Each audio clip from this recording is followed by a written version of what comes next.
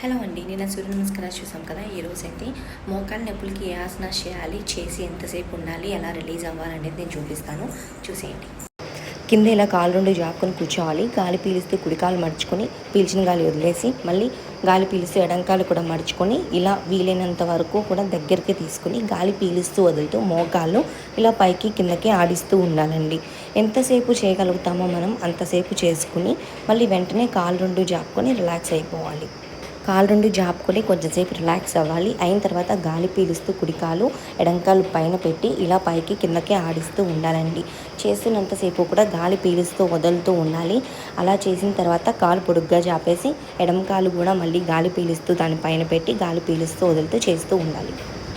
ఎంతసేపు చేయాలి అంటే టైమర్ పెట్టుకుంటే 2-3 నిమిషాలు చేసుకోవచ్చండి. లేదు అంటే కనుక 15-20 అంకెలు లెక్క పెట్టుకుంటూ అయినా చేసుకోవచ్చు. అండ్ ఇలా భద్రాసన చేయటం వల్ల మోకాలు నొప్పులు, మడాల నొప్పులు, ఈ కాలు నొప్పులకు సంబంధించినవన్నీ కూడా తగ్గుతాయండి. సో నెమ్మదిగా కింద కూర్చుని గాలి పీలుస్తూ వదులుతూ చేసుకోవచ్చు.